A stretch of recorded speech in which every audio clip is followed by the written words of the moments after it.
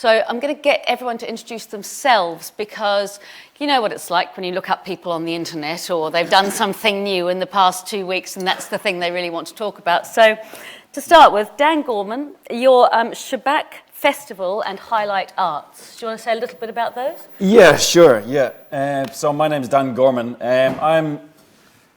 As Stella mentioned, I'm involved in two kind of core projects, one of which is Highlight Arts, which I'll talk more about, but I'll just briefly mention Shabak Festival. Shabak is the UK's biggest festival of contemporary Arab culture, and it takes place every 2 years in London. And we work with a wide variety of partners and venues, and the aim is to try and showcase some of the best of contemporary Arab culture and try and give it, in some ways, a different face to the region, which a lot of people are talking about in the UK, but isn't necessarily what is usually been seen through one lens. So we can talk a bit more about that as we go on.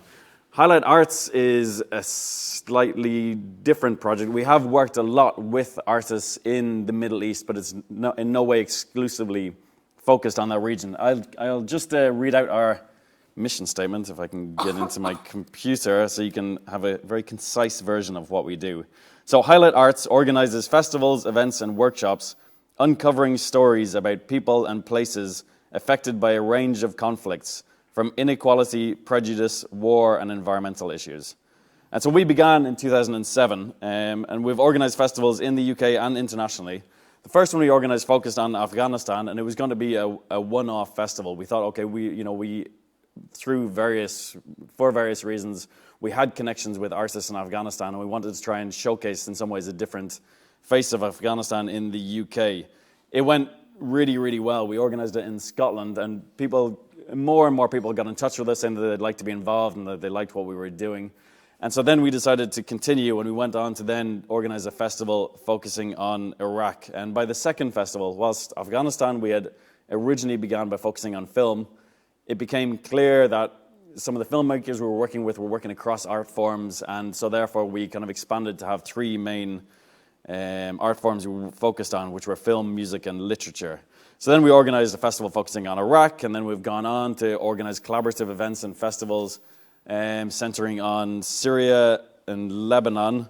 And we're currently working on a project of engagement, a translation project between Glasgow and Lahore. So we're working with poets who are based in Lahore and poets who are based in Glasgow. The first stage happened in Lahore, second stage will happen in Glasgow, and we're getting more and more involved in these kind of reciprocal projects and reciprocal events. We, as part of our Iraq work, Iraq is somewhere we've engaged with quite deeply, although I will get a bit more into that idea of kind of deeper engagement and how we can achieve it. But as part of the Iraq work, as I said, we organized a festival focusing on Iraq back in 2008 it was, and it was just up in Scotland at that point. We had a number of approaches from people based in the UK and also people who were based in Iraq who would like to see us doing more engagement there. So we went on, we got back in touch with some of the people who'd been involved, Creative Scotland, who had supported us in 2008, and the British Council, and then we went on to do some translation workshops as part of the Erbil Literature Festival with support from the British Council. And some people in this room were there. Stephen Fowler, who was speaking yesterday, came and took part, and a number of other poets. And so we paired up again 4 poets from Iraq with 4 poets from the UK. And in, I think it was January 2013, they did the first stage of the project. The second stage of the project was then to organize a number of festivals across the UK in March 2013, which was a kind of critical moment for us. It was marking 10 years since the invasion of Iraq, and we wanted to do it. At that point, there was a lot of self-proclaimed or kind of accepted experts on Iraq talking in the UK about Iraq, mainly people from the UK, journalists or academics, which is all well and good, but there was very few Iraqi voices featuring in that discourse. And so what we wanted to do was try and essentially use the arts as a way to try and break into the media narrative and inject Iraqi voices. And Iraqi artists are people who are not very often being heard. So we wanted to use that as a way to try and get in there. And we hosted events in 9 cities across the UK, in England and in Scotland in March. And we had a good level of audience engagement, you know, and we had audiences of around, I think it was around about 15,000 in total for the festival within the 9 cities. But I think we could do more, and we can get into that a little bit as we go along. Just quickly, I suppose, to summarize kind of what our ideas are, we try and focus on the idea of surprise, and so trying to organize what can seem like surprising events featuring surprising artists. So looking at the unexpected and trying to get that unexpected to become, in some ways, more normalized. You know, so we try and showcase, for example, with just to harp on about Iraq again, but we try and showcase the diversity of voices within Iraq, because it's all very often getting lost in this kind of homogenized media narrative. We need more surprise. Yeah. And I think in terms of deeper engagement for us as an organization, I think we can do we can program interesting events, but I think we're a bit crap at deeper engagement. Because what we always want to do is, you know, we have to keep moving. Yeah. So we need to work in collaboration with partners. Okay. And we have worked in collaboration with a number of organizations in this room, and that's how we can really do it. We need to work together. Okay, I completely agree. No, that's, for us with Fun Palaces, we too were shocked that it took off, and now we're doing it again, and we got shocked by that. But the Roundhouse, where Sylvia Harrison works, you've been doing this kind of work for a long time, and the Roundhouse has a long history since it was reopened, and in collaboration with its local people, yeah? Yeah, so I'm from a music venue in London called the Roundhouse. It's famously a music venue with the likes of Jimi Hendrix playing in the 60s, but it's also a multi-arts venue in terms of circus, installation, theatre, and we also do lots of corporate events. And the whole kind of idea of the Roundhouse is that we make money in a 3,000 capacity venue, as well as inspiring audiences. And underneath that 3,000 capacity venue is a centre for young people. And the idea is that all the money that is made in that space goes to supporting the work we do with young people. So young people are at the heart of everything that we do. And in that space, there's a recording studio, band practice rooms, a radio station. And the idea is that everyone is welcome. It's open to everyone 11 to 25s. And it's about bringing the most hard-to-reach young people together with the most privileged young people, but also with the best artists, and bringing those all together and having an open creative space. So that's happening in North London. And we have a poetry programme as part of the work there. We have a professional poetry programme and a youth poetry programme. And the idea is that we bring those two worlds together again, and it's about inspiring off each other and creating this open dialogue and open space. And we launched our first poetry festival last year called The Last Word. And it's brilliant, and we can talk more about that, but I thought it would be best to talk about an international poetry project that I've been producing lately, that's been supported by the British Council, by Sophie. And we've been working in Lebanon, South Africa, and Bulgaria. And the programme is called Talking Doorsteps. So the project came about because we wanted to, in a similar way you just described, get young voices out into the kind of ether of digital platforms. We felt that people weren't using digital enough to engage new audiences in spoken word at this time, and that was 2 years ago. So what we did, we launched a programme that was about recording young people across their cities talking about what home means to them, and then releasing them on our YouTube channel and and aiming to create a kind of global network of young poets who could speak their stories from their locale. So we took a UK poet and a UK filmmaker to those different countries, and we worked with a local spoken word artist in each of those places. And we worked with 20 young people and spent a week with them, helping them write poems about what home is and what home means to them, and then filming them and releasing them. And we've now created this, as I say, global network of young poets. And we are inviting 3 people back from each of those countries to our Last Word Festival in May to do another week of collaboration, make new films together, and perform and be introduced to the UK poetry scene. And for me, this has been a wonderful example of how engagement can work. The idea, as I say, was about engaging people whose voices wouldn't necessarily be heard. You know, young poets who don't have a support system in Beirut, for example. You know, how can we in the UK help those young people feel that their voice means something in a global society? And connecting that sense of being a global citizen. I think that's really important. We're doing work at the Roundhouse, which is very much about connecting the local audience and local community, but what does that mean in the world? And I think that this project has allowed us to think about that. Brilliant, thank you. Claire Malcolm, you run New Writing North and have done for a really long time now. Yes, a really long time. Thank you, Stella. Thank you for bringing that up. No, but I think it's unusual with organisations like this. People do tend to move on. Mm-hmm. They set something up and they move on. But you set something up and stayed. I did. Yeah. I did. And it's very interesting. We started off really as a writer development organisation. So our aims back in 1996 were to find ways for writers to work and survive living in the north of England, because at that time there was a perception that you needed to leave the northeast, probably go to London if you were ever going to make it kind of successfully, or even if you did become published and start to feel like you're having a career, people used to feel that they had to move more. That seems to me completely different now. But over the years, our work has shifted, I suppose, to begin to think more about who the audiences are for the literature that we're producing, because writers aren't really writers until they've got an audience to read the work.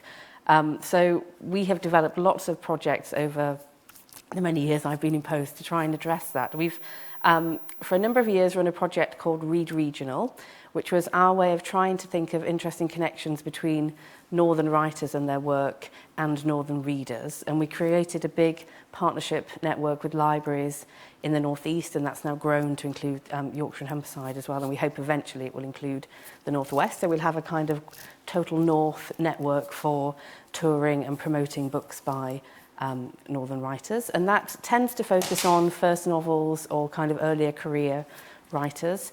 And they get to perform in different libraries, they work together as a group, they perform at festivals, and we promote those books quite heavily. So that works in a really interesting way to get to readers who are maybe softly engaging with the library system, but not maybe attending festivals or events, or maybe buying many books. We also run a big autumn festival in Durham, which is a beautiful city, a bit like Norwich, a bit tinier, with a big cathedral in the north of England. And that sits in the middle of a county, which is one of the areas that has been hardest hit kind of by in the post-industrial kind of era. It's where all the mines were. It's where the miners' strike happened in our region. And there's a great deal of decline, and there has been a great deal of regeneration work to try and work out what the future is for many of these villages and towns. So we run a really nice literature festival in the city there. And we've done that for a number of years and realised that actually the people that were coming to that festival were both from outside our region, but they were from a very small radar of the city centre, really, or the more affluent kind of areas. So we set ourselves the challenge of working out how we dealt with encouraging more participation and engagement from people out in the county. And what that really meant was kind of engaging with people who do not probably currently engage with literature or most cultural activities. The northeast has quite low literacy, well, it does in County Durham in comparison to some other areas in the UK. We have very low general participation in the arts, so we weren't starting from a great kind of, an easy pond to fish in. We decided that we would start to try and grow our audiences by working with families and young people, seeing that maybe as a longer term way of how we might develop audiences. So we went out into the county, and there are a few leisure centres and places where culture happens, but there are a lot more community centres, kind of interesting schools that are playing a key role in their communities, nurseries that are doing a similar thing. And we created a network of nearly 30 kind of venues that we engaged in this idea that we could become a network to make something happen. Very varied in scale and capacity, lots of them run by volunteers. Some spaces very small, some spaces actually quite big, so kind of, not, a kind of interesting thing to play into. And we commissioned an adaptation of Val McDermott's picture book for children, My Granny is a Pirate, in collaboration with The Sage, which is our regional music agency and hub and building. And our aim was to kind of basically find a way of bringing a picture book to life in a way that was incredibly participatory and engaging. So it would be a short production. It would be aimed at children from kind of 3 to 7. it would be participatory, you'd be able to join in with the songs, and we would tour this project to all these venues. So we did lots of work in the run-up to that with the venues to just ready them for receiving a production. And we also had to work out things like how they could sell tickets and how they could locally market things, as well as how we could kind of regionally market things. So a great deal of effort went into that. And we worked with the library system, who were also some of our venues, because in a lot of these towns and cities where there weren't theatres or venues where performance happened, there was a library. And often they were quite big spaces because they were also social hubs or education hubs.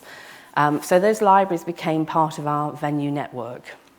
We also worked with all of the venues prior to the show arriving over the summer to begin a series of outreach participation kind of workshops that were all themed to time with the show, but were arts and crafts, they were writing, they were music. So it was kind of engaging parents and their children in the idea that there was something coming that they could be a part of and they could join in with. That worked really well.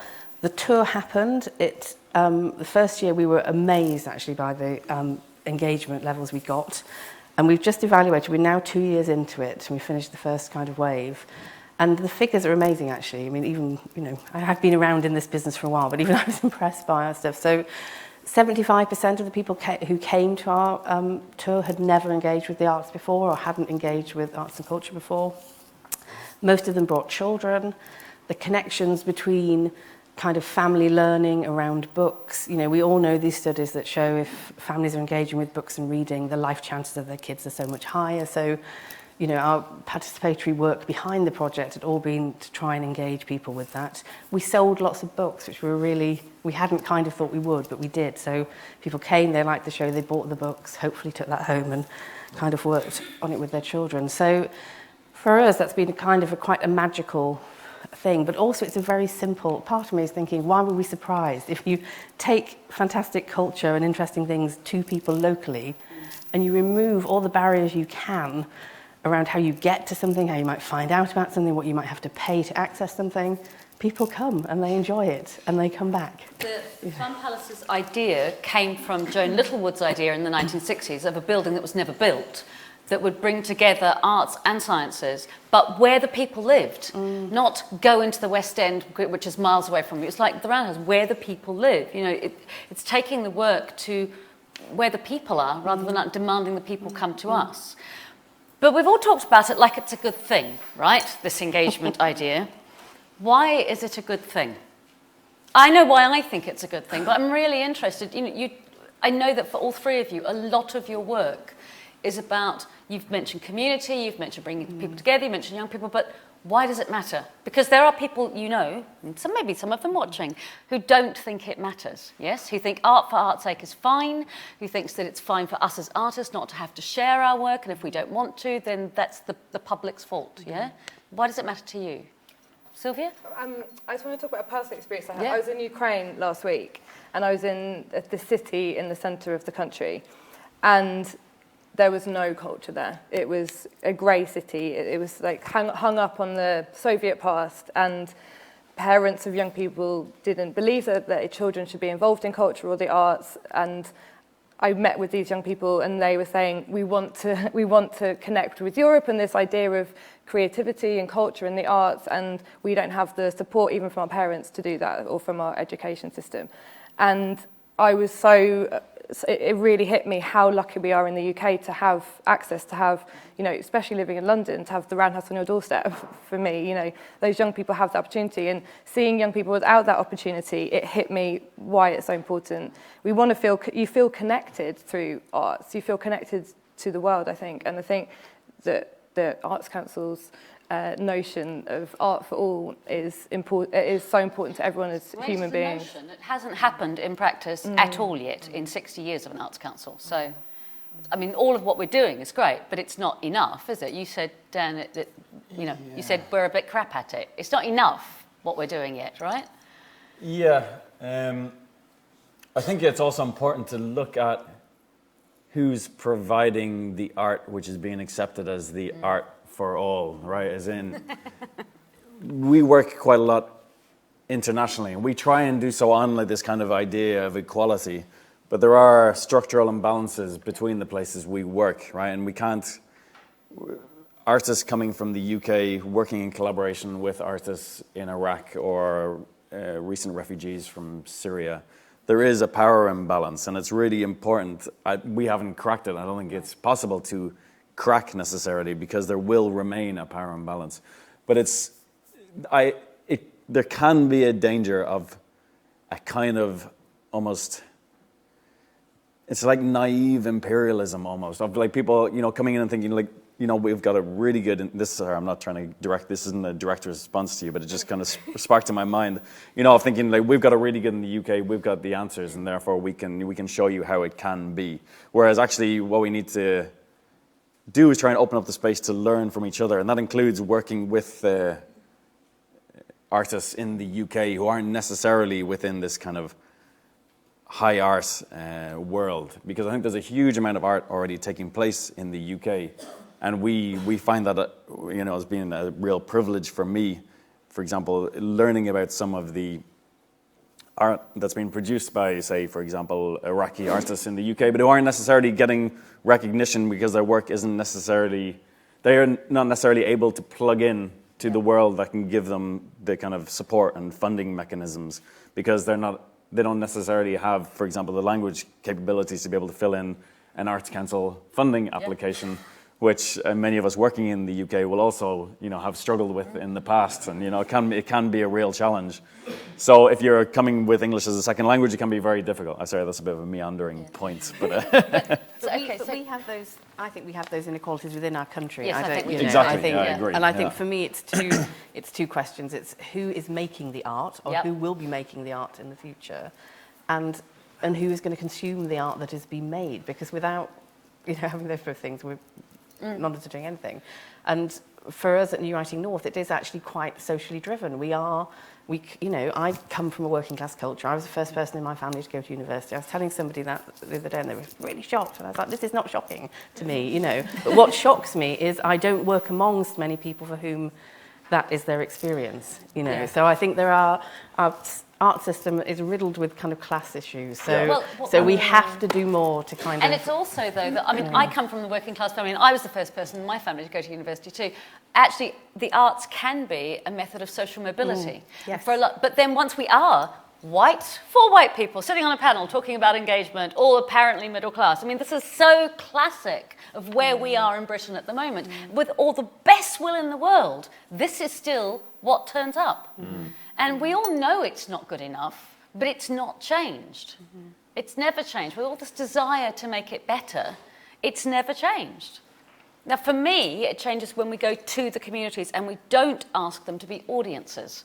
I think there's a huge problem with the word audience, and I think it says, look at you and look at us. We're on a dais, for God's sake. I know it's easy for the cameras, but we are on a dais as if we know. Quite soon we're going to come to you, because I don't think anyone knows the key to help engaging and participation. Not even all the academics who are studying it, and God knows there's millions of them. But it's not fixed yet, and that's what upsets me.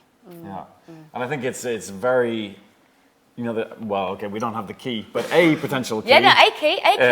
Can be having a strong understanding of local context, which is why I was talking about collaboration before, and why I think we're a bit crap at it, because we're a festival. We run events every time. No one ever says we're a bit crap at what we do. It's brilliant. Well, some of the things we do, but we change every time we present a new program, right? And then so therefore we cannot pretend to be experts in reaching X community or the diaspora of Y in the UK.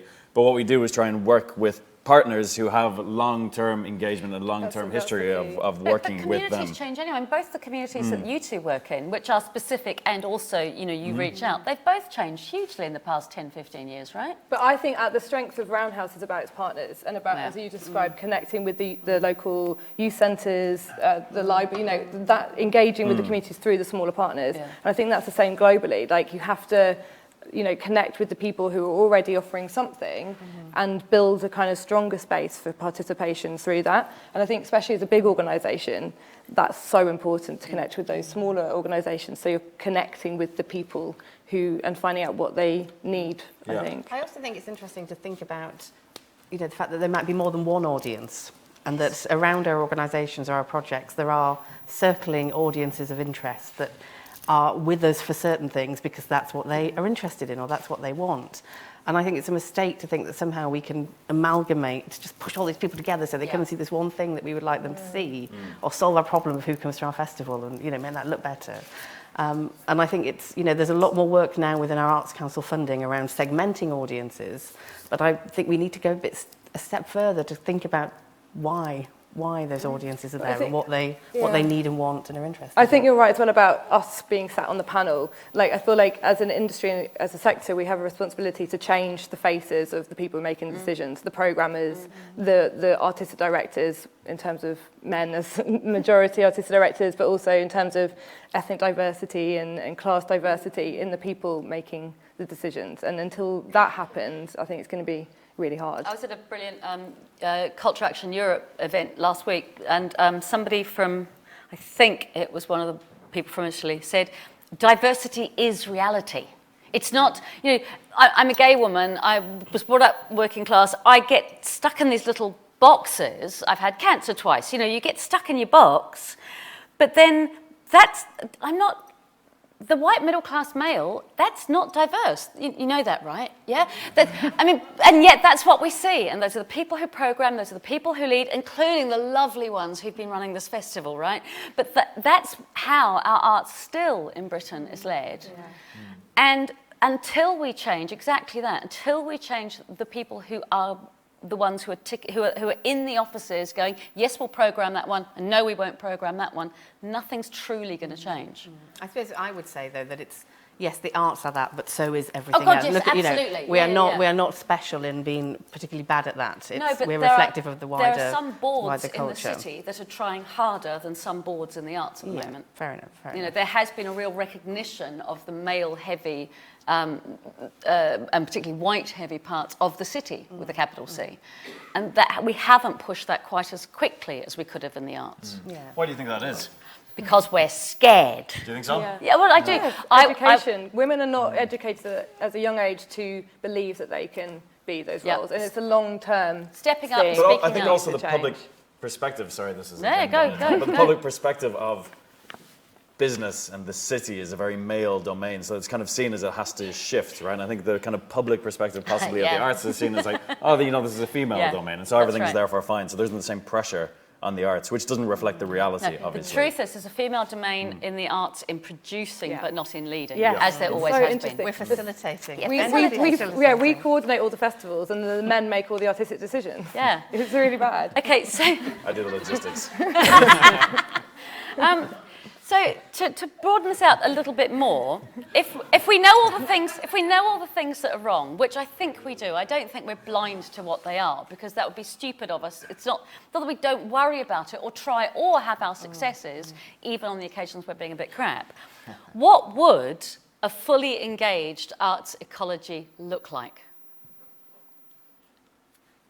I mean, because I don't know. To me, the bits of Fun Palaces, not all of it worked. It was a pilot. The bits where it worked were where, and Roundhouse, the RSC, Geraldine's in the room, you know, big organisations also worked with tiny ones, but also worked with people who had no organisation at all.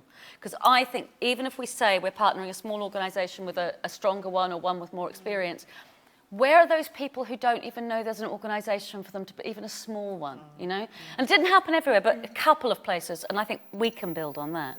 But it's about sharing responsibility, isn't it? And about mapping and seeing like who's taking responsibility for that area. And maybe that's, I thought it was really interesting what Creative Scotland are doing. I don't know if you know, they're building this kind of programme where they're putting responsibility on small hubs across the country to build capacity of the whole country, and I think that kind of movement is brilliant. Well, we've all talked a bit about localism, and it's not trying to lead from one place, but leading together. Well, it's about what we can do with our power to empower others, isn't it? But that is about letting in, and it's about letting go, maybe, of some of the ways that we have worked. You know, I mean, for me, a lot of the things that we've done that have kind of worked have been really long-term things, and that does.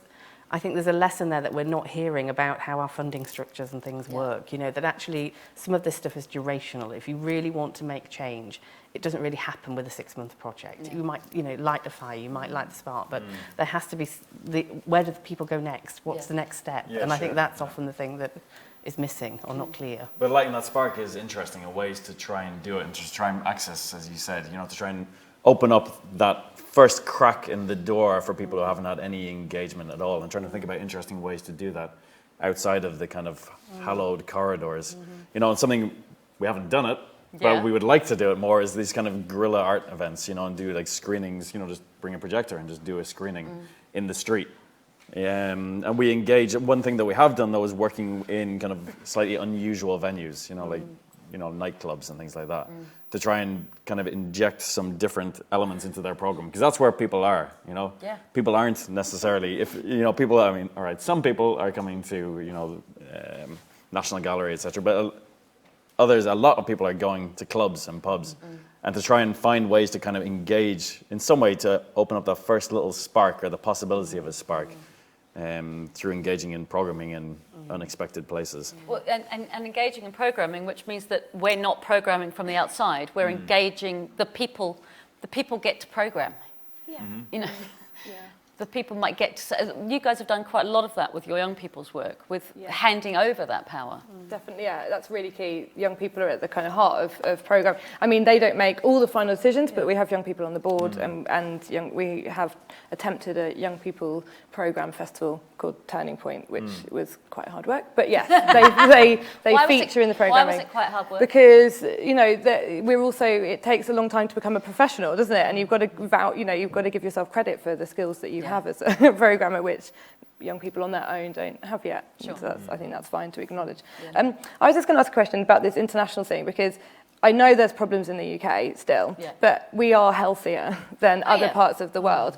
And one thing I'm finding as I'm doing more international work is, what is the role of Roundhouse as a big UK organisation in inspiring other places, or in the same way British Council things, inspiring or capacity building or encouraging or what have you, and without that being didactic or saying that we've got something to tell you and you've got nothing to tell. Like, what is that relationship? And I know there's internationals in you. I wondered if we could ask that. We'd like to ask you. Because, seriously, because I sometimes feel like this idea of, you know, the British Council, the British Arts Council, the Arts Council England, for example, was set up with the best of ideas of let us go out, let us help, let us offer.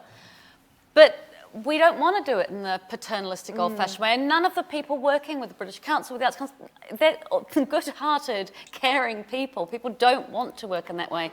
But could you say, we've got a mic, haven't we? Yes, please. Is there a mic?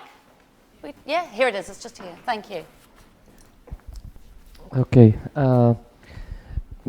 It seems to me that I'm just taking what Dan Gorman has said, that they work in countries that actually were attacked by the UK forces.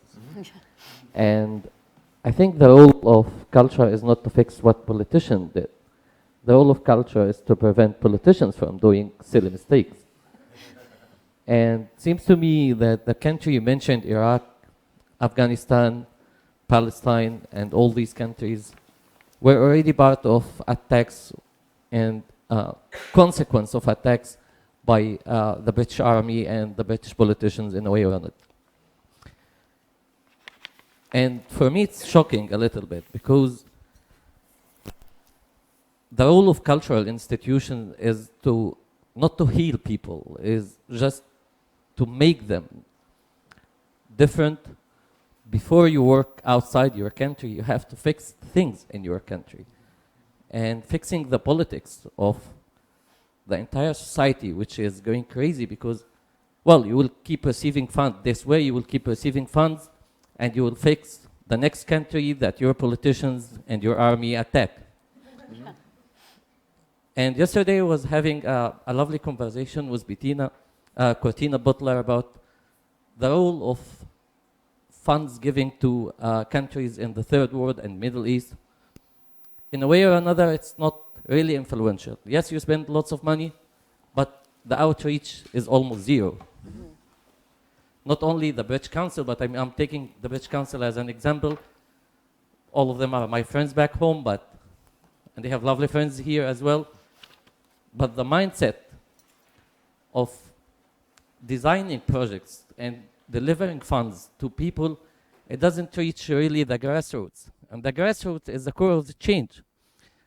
All institutions are sitting in very prestigious offices, in very prestigious buildings, very prestigious neighborhoods, huge salaries, very well selected staff, and they work with the elite of the societies who may defend actually UK better than you do. And you believe this is the investment. The investment is usually, and the change, the true change, come from the bottom, not from up to down. You have to shake the base. Yeah. And when the base is shaken, things will flourish and will develop in a way or another. So What you have to do in the meantime is, first of all, change this imperialism mindset of UK politician and this conditional things. Because today you have many institutions in marginalized areas, in poor neighborhood, who cannot how to fill a bloody application. And they don't get the money. Today you have institutions who would hire you of 10% for 10% or 2% of the entire fund. So once you write a good proposal, you get the money. And your outreach is zero, it doesn't matter. You have these conditions and rules which we all abide by. Why don't we teach people how to write an application, for instance? We don't want to break the law or the rules, but we have to teach them how to do it. And today, I feel like all what have been spent is with zero outreach, with zero influence, because we believe, well, it's fun. We had this activity in Mexico or in Iraq or in Palestine or Afghanistan, but again, you do not exist over there. Yeah. Yeah. Thank you. We know and we don't know. I think we worry about it. There's a whole lot of hand-wringing and angst in the arts in particular. And yes, we feel terrible about all the wars, but we've got an election in 5 weeks' time. You know, we've got an election in 5 weeks' time, and there are really important, noted and much beloved by the young people like Russell Brand telling people not to vote, telling people to abdicate their responsibility, you know? And okay, so you said shake the base. Yeah? Shake the Base is a great title, though, isn't it? It's going to be a festival now. It's going to be the Festival of Ramallah. Shake the Base. But it is. And, we all talk about the grassroots getting there, but finding the grassroots is the hard bit, particularly when you're flying in from outside. You won't find the grassroots once you are located in a very prestigious building in a very prestigious neighborhood. I totally agree. You can, if you feel disgusting to go to a poor neighborhood or to touch people down there, just make a subcontract with a local institution, make a partnership with a local institution who can deal with these people. Some cultural centers in refugee camps are very effective, very well connected with the grassroots, and they are voiceless because they don't have a representation, simply because they don't know how to fill a EU application for fund. They don't know how to fill an application for EU grant or a British Council grant. These people were left alone, and I know some institutions in Palestine, a group of guys who make a literary magazine each 3 months, and they collect money from their own pocket money, and it's very successful. They have the motivation, they have the power, they have the energy to do things, but again, they were totally neglected because they don't have a suit to attend the reception by the EU or the USAID or the British Council or any other donating organization. These people were left behind. Actually, they are not connected to us. Yeah. They are very, very influential on the ground, and they are, after all and before all, very much voiceless. So if we don't represent them, if we don't encourage them, if we don't put them on the map of the cultural activities, we are doing nothing. So someone from the British Council after this is going to get their names from you and you're going to put them in touch. I've just decided that's happening. I have no power. I have no power at all. What were you going to say? Well, I was just going to say I completely agree with you, Samia. And I think, perhaps I didn't explain what we were trying to do and the reason that we started doing this project very clearly, What we don't want to try and do is go and fix a place, or even particularly go and help, because we really recognize that there is this power imbalance. And we know, we haven't worked in Palestine actually, but we've worked in Syria, and we've worked with Syrians in Lebanon, and we've worked in Iraq and in Pakistan to a certain extent, but the majority of our work comes from actually working in the UK. And the reason that we started doing this work was to try and change the narrative in the UK, because there was this dehumanizing force that came in with the invasion of Afghanistan and with the invasion of Iraq, whereby people were seen essentially in these places as either terrorists or this kind of huddled mass of refugees without any voice and without any agency. And we wanted to try and show that actually these were people in these places, and they had a voice and they had agency, and they were making this work, and we should listen to it. And we should try and use that as a way to try and, exactly as you say, to try and stop these things from happening in the future, and try and show that there is communication and human-to-human interaction. And what I think we don't do well enough is we get good level of mainstream media coverage, and we're getting better and better at that. But I think we need to get more and more of that, because we need to get this stuff really into the mainstream so that people can really try and think a little bit more prior to doing these kind of conflicts in the future. So I do completely agree with you. I really also believe in grassroots engagement, and I really believe that when you're sitting in the ivory tower of one of these funding bodies or international institutions, there's not particularly that much interest, I think, in some ways. I think some individuals within the institutions may be interested, but in some ways you can have quite a nice time, engaging with the elites in a place and not necessarily engaging with people whose opinions might challenge the status quo and challenge how things stand. But I think the ideal for us as an organization, I can't say as artists in general because people will have different opinions on this, but is to try and really see what people are saying and see what we can do that's potentially useful for amplifying their voices in the UK. Because that's, I think, the most useful thing we can do. I have learned a huge amount by working with human rights activists and artists in Syria, Afghanistan, I think the amplifying Lebanon. thing is really important, because it's not saying, let us fix it for you. It's saying, what's there? Can we reflect it? Can we magnify it? Can we share it better? Any other questions? Can I just say something on that point as well? I did this poetry project in Beirut that I mentioned, and the way that was set up was that I went out there myself and tried to find out who was making poetry and what kind of infrastructure existed. And the group that I found was a group of 20 young writers who were meeting once a week, independent of any large-scale organisation or support system or anything like that. No funding, nothing, just a group of guys meeting to write. And we decided to work with them, and they were so excited to be approached by the big roundhouse in London, And as I say, we brought a UK poet and a UK filmmaker, and we spent a week with them writing their poems. And we performed in the city at the end of that week the poems that we'd made, and it was the first poetry night they'd had the confidence to put on in a very long time. And actually what that project did was invigorate them to do things for themselves. There's testimony saying that feeling that they connected with the UK gave them this sense of empowerment, but just believing that they could put on a show and they've now continued putting on shows and pushed what they've done, and they've come to us for help with fundraising and further links with the British Council, etc., etc. And I feel like we have got a really important role, and that's not saying that we're trying to teach something, but it's saying that we've got something here in the UK which is really strong, and we can use that to influence and inspire. Any questions? Yes, sorry, here. My question is for Roundhouse. Were those filmmakers and were they Lebanese, the people that you took to Lebanon? So we brought a UK filmmaker and UK poet, but they work with a professional Lebanese poet. So the filmmaker was UK. Are they Lebanese themselves? Yeah, the filmmaker and... No, they're British. Okay. Yeah. Now, the reason why I asked that is it would be fantastic if it was somebody that you can connect to, right?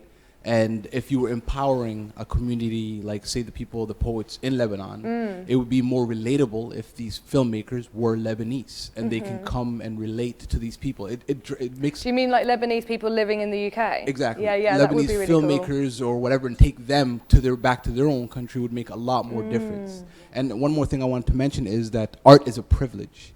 A lot of times we forget, we go into communities and say, I'm not specifically talking about, I'm just talking about in general. People go into communities and say we want to help, or we want to bring art, and we want to provide them a means to get better. But a lot of those times, those people are just trying to survive.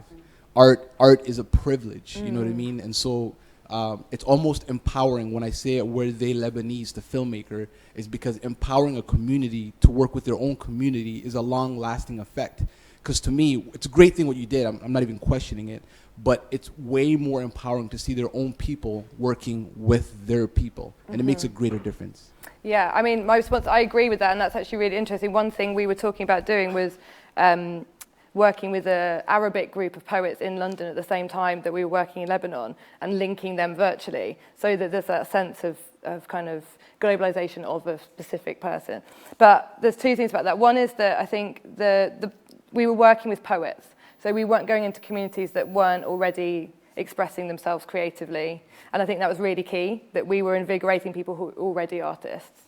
So I think that art was already very much part of their lives. They weren't refugees, or they weren't people who were, really suffering. They were young people enjoying life in Beirut.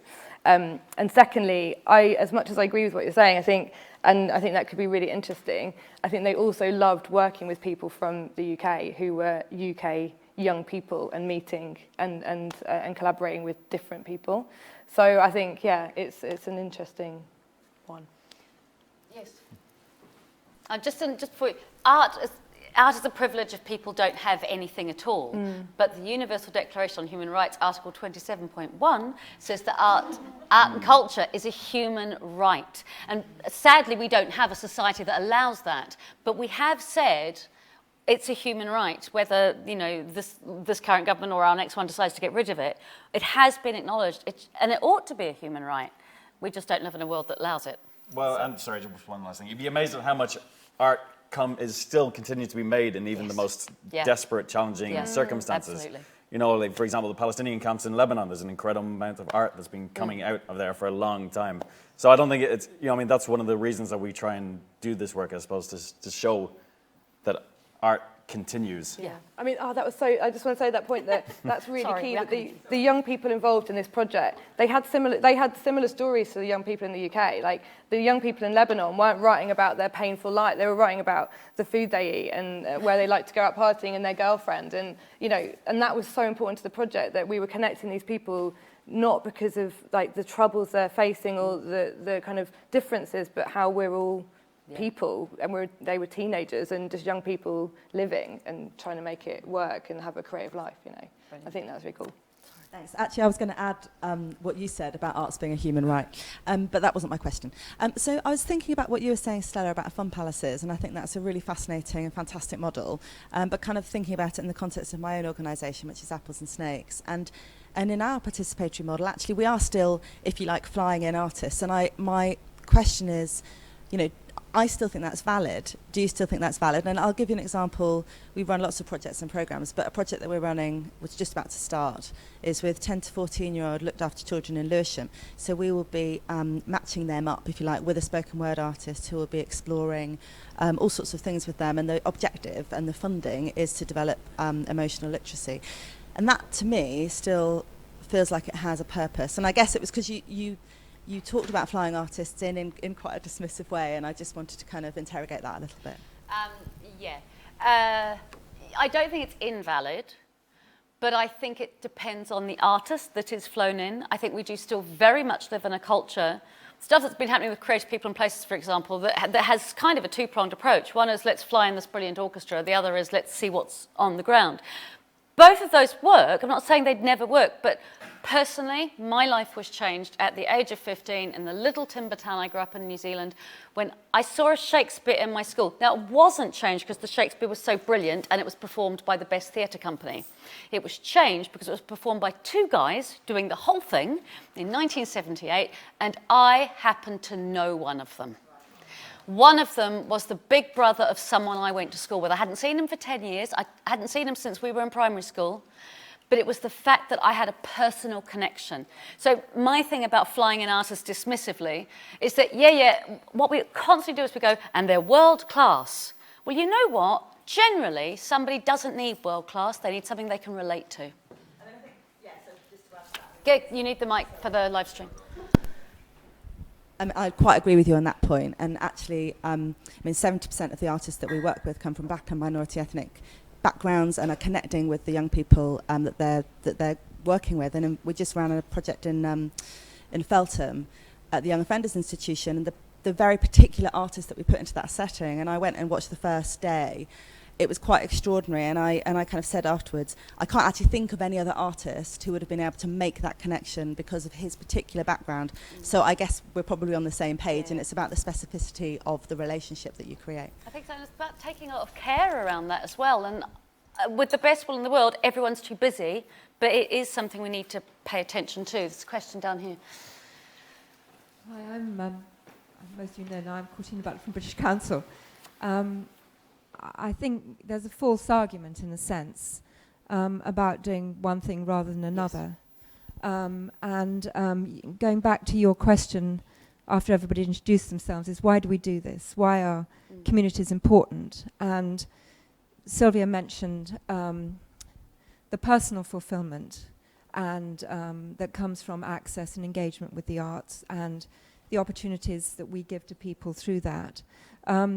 I think that's still in the area, in the sort of arts for arts area. I know there are those who are very anti an instrumentalist approach to arts, but actually, particularly when you're using government funding, actually you tend to talk in instrumentalist terminology. We've been doing a lot of discussion in British Council, particularly around the area of culture and development, the role of culture in particularly areas of conflict or post-conflict situations. And the shorthand that is used in terms of benefit is prosperity and security.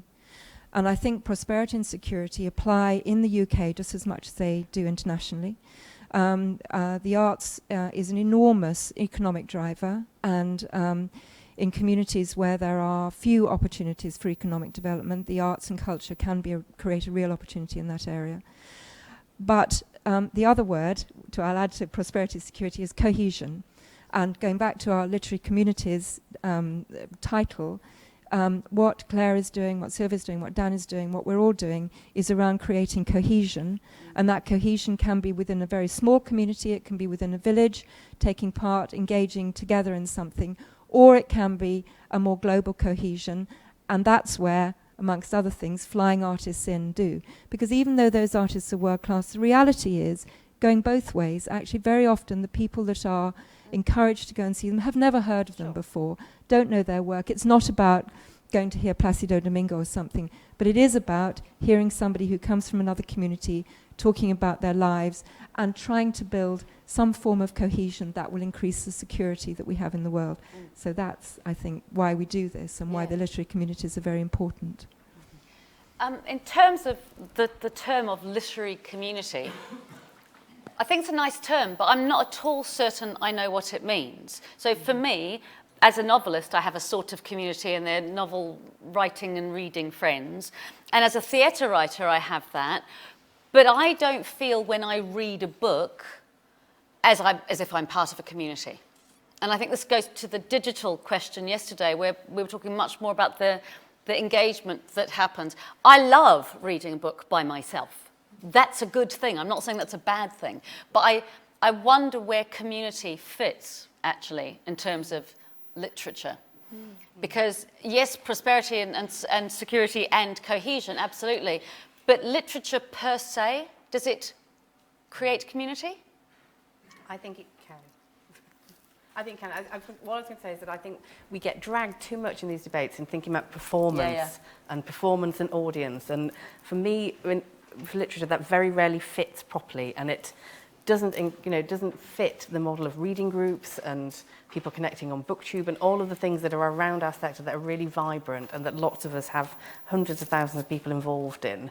And I don't think we need to find better ways to talk about what that kind of engagement is. Yeah, I think that's quite... 1, 2, 3, 4. Yes. I've got the mic. You win. Would you stand up, though, because it's easier for the people at the back, if that's all right. Hi, it's Flavia here from Argentina. I think I can speak about virtual community of readers, because that's what I do. I facilitate a group in Facebook, and it's more than 3,000 people.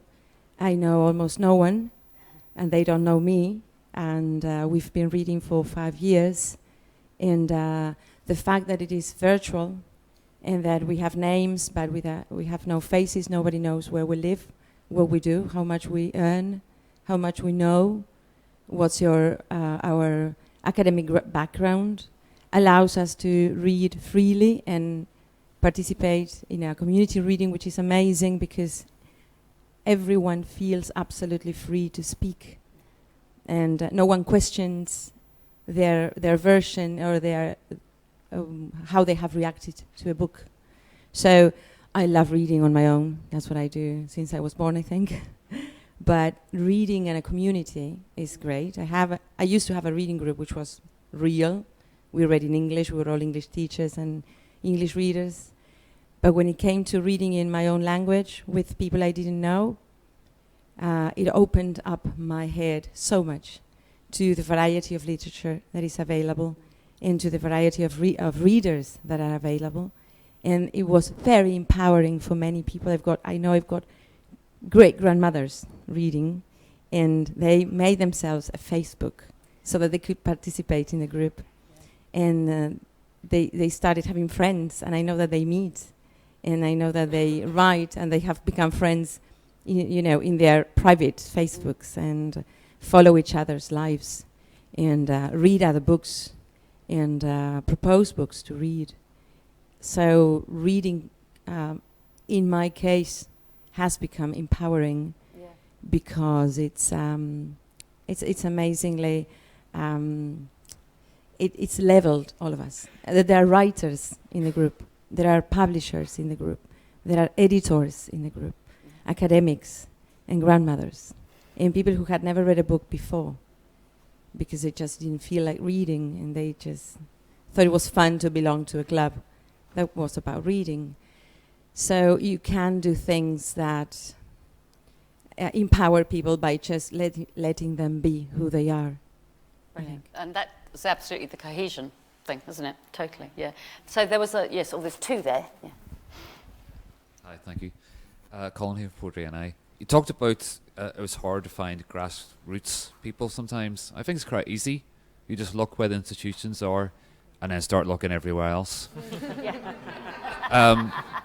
But what my concern is that once you find those grassroots people and you empower them and enable them and they go out and they create their own force and their own beautiful projects, what do you do to ensure that they don't become institutions themselves and they start alienating people? Well, with Fun Palaces, I can only speak to that. We've only been going 2 years now.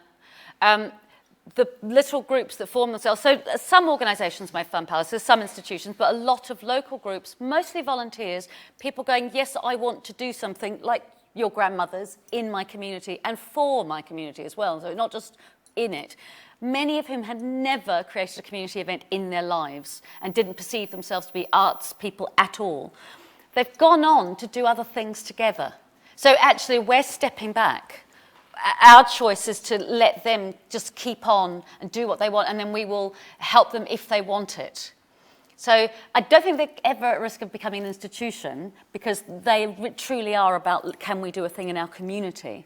But I do absolutely see that that is a possibility. And the minute, of course the grassroots are easier to find, but when you're working in an institution, I've never had a proper job in my life, so I don't know, but I know from people who do, it is harder to reach out because you're not used to those mechanisms. Right, in my case it happens that You need the mic. Sorry. That for personal reasons I was absent from the club. Yep. For 6 months, I couldn't just enter it. And I just wrote them, I said, look guys, I won't be around. Keep it going. And I just came back 6 months later, and it just was like handing it over. Makes and I was very happy about my presence not being necessary at all. Brilliant. We've only got 10 minutes, and there's a lot of people wanting to speak. So can I just say about that? I don't think not all institutions alienate people, though. Do they? No. And I think that there's always some outsiders that will see that way. Yeah, but I think that's the key. I think that we need to break down the barriers between the people and these big organisations. Yeah. Like, I think, you could think, Roundhouse, and I've felt this a bit internationally, that there's like, Roundhouse, why would they want to work with us? Or how would we get involved with them? And that's our responsibility in those institutions, to make people realise that we are open to people. And I think, so it's not about them becoming institutions that isolate people, but I think making sure that they show that they are open somehow. I'm thinking about structures and hierarchies. Yes. Yeah. And this question's been waiting to, or statement. I sometimes think or wonder whether one of the difficulties for the arts is that we fund organisations who are producers, who are paid and funded to talk, to produce, to know what they're doing. And as such, we give terms like engagement, like outreach, when actually maybe we should call it listening. It's not about us knowing the answers, it's about you knowing the answers. The Roundhouse, a really great example of doing this. You know, you have, I think, 2 young people on your board. When the London riots happened, it was the Twitter community who were tweeting and coming out and saying, do not attack the Roundhouse. This is our community and this is what we do. So it's kind of turning it round. It's not. We need to learn to pass the microphone over, not to hold it and to say this is mine, but to say, no, this is yours, and you speak. Yes, totally. Pass the microphone over. Who wants? There was a hand at the back. Oh, yeah, go. Quite good. You've got it now. So pass. Actually adds to what you were saying, because the first thing is the whole term of who's hard to reach, and that came up yesterday as well. What does that really mean? Hard to reach. The audience isn't hard to reach. It's just the organisations that are hard to reach by the audience, and that's one way of looking at it. But also, in terms of how the funding structures work, pretty much every writer I know, when they don't survive on the product of their writing, they survive on leading projects like outreach projects and working in communities and being flown in as the artist who does the blah blah, and then they do a bit of writing out of that. You know, that's what they live off while they do their writing, apart from the ones who are very successful. And so that's going to, and then the people they work with, who they inspire to become writers, then become writers and then go on to lead projects to inspire people to become writers. And that's a kind of loop that is established by the way that funding works. And maybe funding the art, the production of the art, with an emphasis on that. I don't know what I'm saying, really. It's just a comment about that. Well, we all do know that our current funding structures don't work. The Warwick Commission's proved it, so have all the other reports in the past year. We know that. And there is serious questions about what we do without throwing the baby out with the bathwater, as you know, whoever comes in on May the 7th might well be trying to do. And we don't want that either, but I think it's really right that we should interrogate the structures. So there was right at the back. Hi there. I don't want to. I do want to say this. Sorry.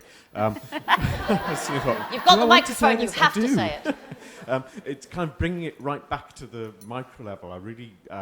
I've been doing a lot of, or we've been doing a lot of work with literary translators more than ever before with the British Centre of Literary Translation.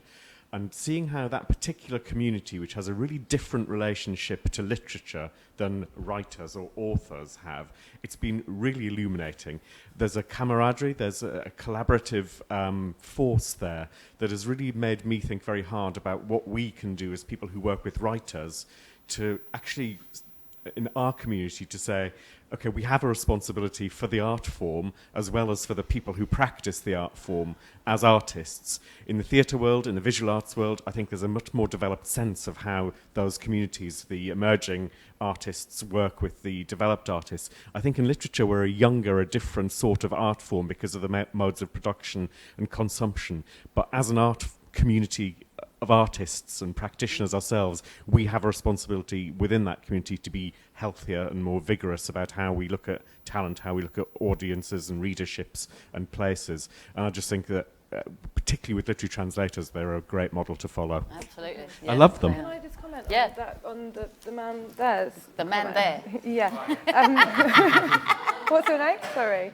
Paul. Sorry, Paul. I kind of got what you're saying. I was just interested in it because I feel like that it's really important that artists recognise that it's important to do all of that work, you say. That for me, that's like an important, that's your responsibility as an artist, is to inspire the next generation, or if we believe that we should live in a culture where everyone has the right to art, then I think the artist should be leading that. And I think that as well, I like the model that If the art is there and it's spanning out and those people are being affected and those that can get paid and make a living off it, brilliant. They're the ones that make it, And those that don't continue to have a creative life as much as possible, but maybe have a job as well. I think it's a good structure. Yeah, I mean, in your description of it, the art comes from above into those communities, and I don't know if I agree with that necessarily, but also I was just saying... Why not? Because I believe it comes from the grassroots, not from above. Yeah. Why can't it be both, though? Why can't it be both? Well, that wasn't really my point. My point really was, if we talk about a structure where you don't fly an artist in, how are they going to get their funding bids? That's what I'm saying, under the current structure. You find the artist in the community Yeah. instead of flying them in. Yeah, but that's what I'm saying is that if you then find that artist and then you sort of build them into the leader of that project, what you're doing, you're just, to fit the template of how funding works, what you're doing is still elevating them above. Yes. You're putting them out of reach of some people. And so if you want to keep it and you go back to the idea that art's a privilege and only privileged people get to become artists. Exactly. Because sadly that's where we are. Because how do you choose which artists to elevate to that? But okay, some good ones. Who says what's good? Who says what's good? We make choices. We've got, I think, because of the live feed, we've got 4 minutes, okay? So there's that one, and then there's the one behind you. Yeah. Hi, just a quick comment or point or question, I'm not sure which.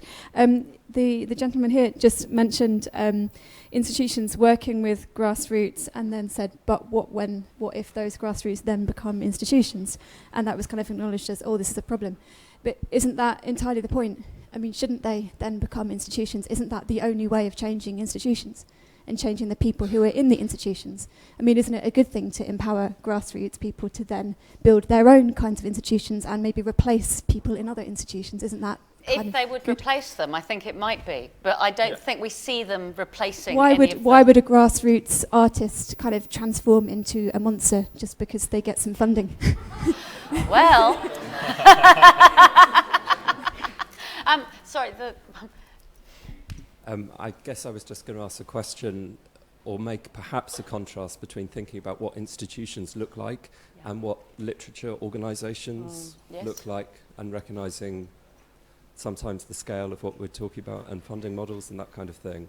And actually, literary communities, the aspiration we share for people to be involved in literature can mean a huge number of things, and the choices that represents for organisations to start. Are we talking about starting with someone who's never picked up a book? Are we starting with someone who wants to write? Are we starting with someone who's a poet? And there are all kinds of possibilities. But I just think it's thinking about what do the organisations look like, and what do they need to look like to be able to serve that kind of breadth of ambition for people? Yeah. Okay, we have to finish.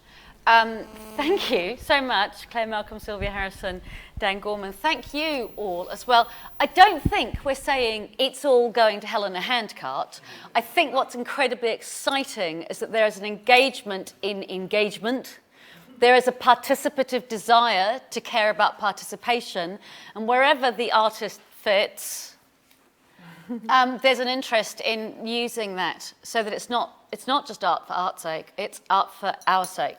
Oh my God, that's such a cliched thing to say. I love but it. It's all right. It's not just art for art's sake, it's art for our sake. Thank you all very much. Thank you.